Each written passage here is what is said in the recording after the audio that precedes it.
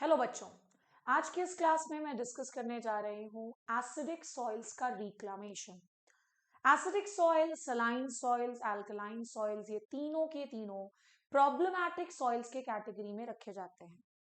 अब ये problematic soils होते क्या है? तो कोई भी ऐसा सॉइल जिसमें क्रॉप कल्टीवेशन कर पाना संभव ना हो, या अगर आप कर भी पा रहे हो तो बहुत सारी दिक्कतों को फेस करना पड़ रहा हो, ऐसे सारे सॉइल्स को हम प्रॉब्लमैटिक सॉइल्स कहते हैं।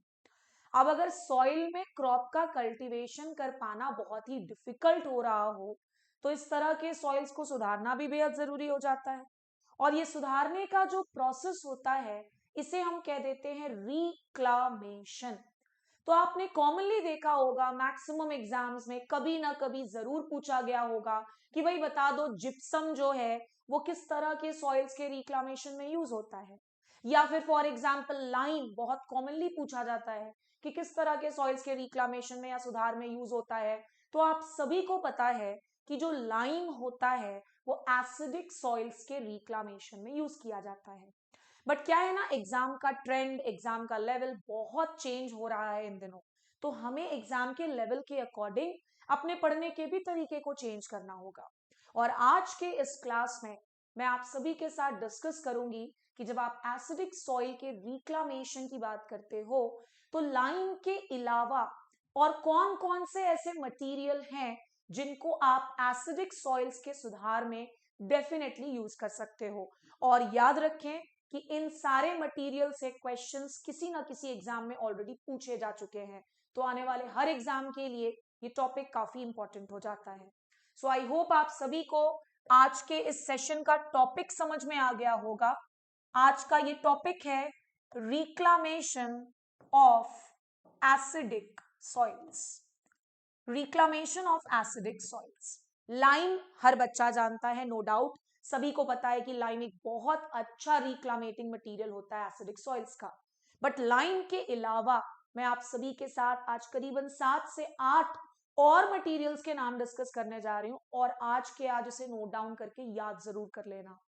सबसे पहला रिक्लामेटिंग मटेरियल इज मार्ल। आपको सिर्फ नाम याद करना है, आपको इसकी केमिस्ट्री के पीछे नहीं जाना है। जस्ट रिमेंबर, मार्ल काफी इंपॉर्टेंट होता है एसिडिक सॉइल्स के रिक्लामेशन के लिए। दूसरा मटेरियल जिसे आप यूज कर सकते हो for the reclamation of acidic soil, that is chalk. Chalk एक बहुत अच्छा रिक्लामेटिंग मटेरियल माना जाता है एसिडिक सॉइल्स के लिए, लेकिन हम लोग क्या करते हैं, सिर्फ लाइम लाइम लाइम ही पढ़ते रह जाते हैं। चॉक के अलावा कोरल शेल्स, कोरल शेल्स चौथा रिक्लामेटिंग मटेरियल जरूर याद रख लेना, बिकॉज ये पूछा हुआ सवाल है, and that is spread mud या प्रेस मड, जो कि शुगर केन इंडस्ट्रीज का बाई प्रोडक्ट माना जाता है। प्रेस मड डेफिनेटली ये आपके लिए इंपॉर्टेंट है। पांचवा लिख लेते हैं वुड एश। अब ये वुड एश क्या होता है? लकड़ी के कंबशन के बाद, लकड़ी के जलने के बाद जो मटेरियल बच जाता है उसे हम वुड एश कहते हैं। तो वुड एश को भी आप एसिडिक सॉइल्स के रिक्लामेशन में यूज कर सकते हो। वुड एश के अलावा फ्लाई एश। मन में ये सवाल तो जरूर उठ जाता है कि भाई ये फ्लाई एश होता क्या है। कोल यानी कि कोयले के कंबशन के बाद जो मटेरियल बच जाए रहता है उसे हम क्या कह देते हैं? Fly ash. यानी कि वुड एश, फ्लाई एश दोनों के दोनों एसिडिक सॉइल्स के रिक्लामेशन में यूज किए जा सकते हैं। इसके अलावा एक बहुत बहुत इंपॉर्टेंट चीज, स्लैग। चाहे वो ब्लास्ट फर्नेस का स्लैग हो, स्लैग जनरली एसिडिक सॉइल्स के रिक्लामेशन में यूज किया जा सकता है। तो एक बार मैं जल्दी से रिवाइज करा देती हूं। आज की क्लास में हमने डिस्कस किया रिक्लामेशन ऑफ एसिडिक सॉइल। सबसे पहला मटेरियल जो एसिडिक सॉइल्स के रिक्लामेशन में यूज कर सकते हैं, दैट इज मार्ल। दूसरा है हमारे पास चॉक। तीसरा है कोरल शेल।